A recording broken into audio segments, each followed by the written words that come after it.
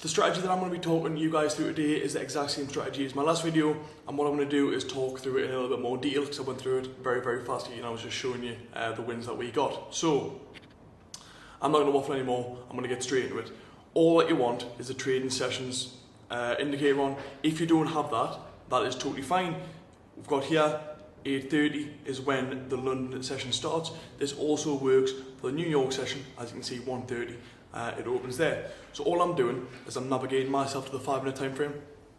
As soon as I've got myself on there, what I want to do is exactly what I've done here. So you can see I've marked out the previous 5-minute high and low. So the low is, the last candle before the London Open. And if I was doing it for this, it would be probably here and here. If I was doing it for this session, it would be here and here. Very, very simple.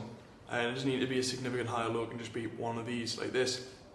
So once I've got myself onto the 5-minute time frame and I've done that, all I'm going to do is get myself down to the 1 minute. Like I said in the last video, this is 100% the game of stacking confidences. So you're putting the chips in your favour to the point where it's more than likely that price is going to go in your chosen direction.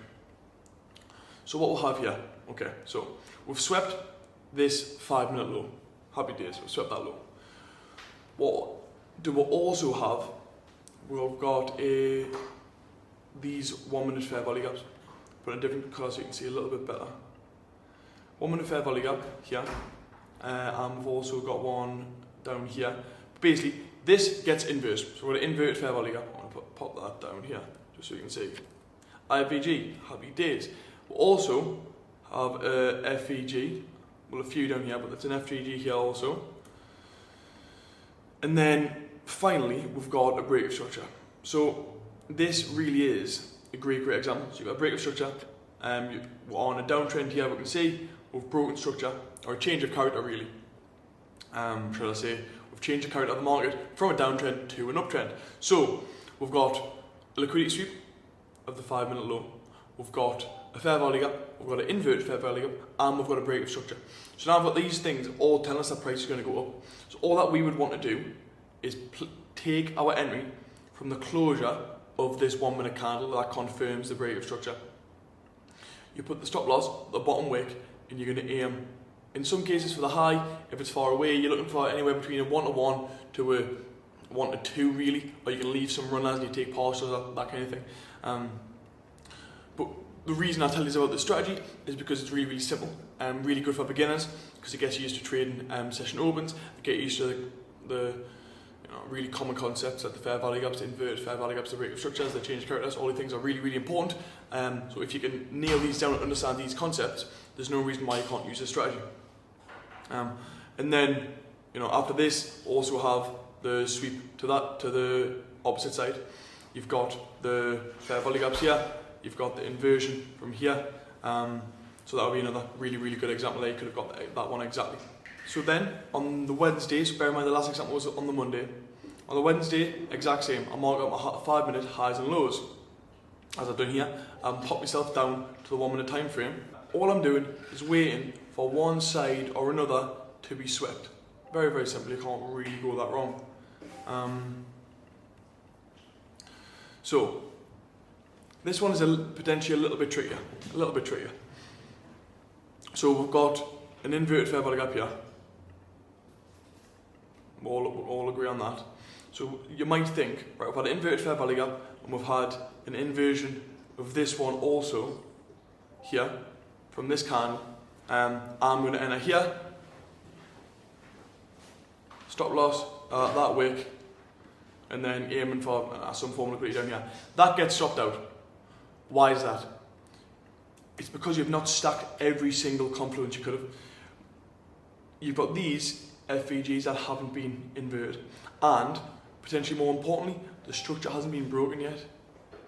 You can see it's not actually broken the structure yet. We haven't had a break of character. So what we need is for price to come down as it has here. So now I'll be way, way, way more likely to take an entry. If you look here though, I wouldn't have taken an entry here either on this one.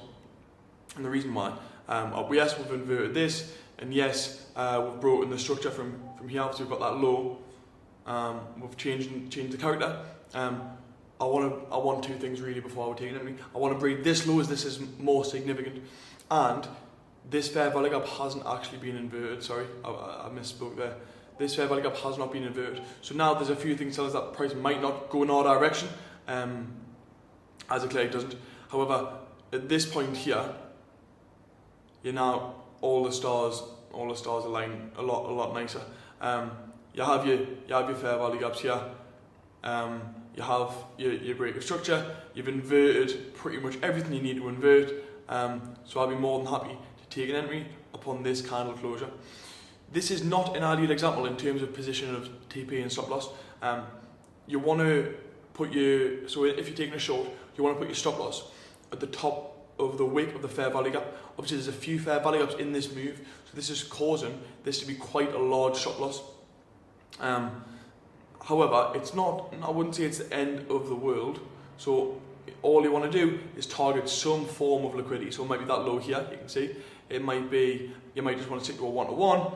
Either way, you're going to get at least a 1 to a 1.6 RR here, 1.7 or 1.75 or whatever it is. And either way, it's a really spot on trade. But it's tricky because you could have got caught out twice, you could have got stopped out twice there.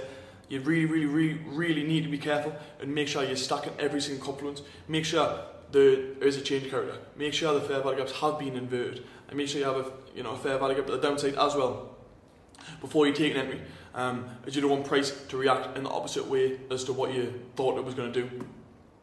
The final example is one from today, and I want to really highlight this because this is another common misconception or how you can get it wrong. You might not get these every day, but it'll appear like you're going to every single day. It looks like there's probably going to be an entry every day, but there's always a reason as to why not. So, for example, if you look here, price comes back up, comes down, and at this point, you're thinking, oh, it's game on, right? Inversion, there, that fair value gap. I've got fair value gaps here that get inverted. So you might be thinking, oh, right, great, we'll take a short from this point. Stop loss it, even at that high. You can aim for some form of liquidity. You might be aiming for that liquidity, or some further down, but you get stopped out. It comes back to the structure. You've not broken that again, and technically you're still in an uptrend. Something that's really important. You've got to. Trading isn't about knowing where the market's going to go at every single point. No one on God's green earth can do that. All you're doing is to react to what it's telling you. It's not telling us that we're in a downtrend now. So why would we try and take a short in this position? It would never ever be wise. You always want to make sure everything's looking in your favour. Listen to what the market's telling you. So to reiterate everything I've just said, make sure all your confluences are stacked. Make sure you're breaking the structure or the character's being changed. Make sure you're inverting all your fair value gaps. Make sure you've swept the 5-minute liquidity and you get a fair value gap at the retrace level. As for TP and SL, stop loss, I'll always have at the bottom wick of the fair value gap. If you want to be a little bit more safer, it might detriment your reward a little bit, but give it a few pips below, just in case it wants to sweep anything. As for TP, as for every single strategy that I have, I always make sure it's above 1 RR.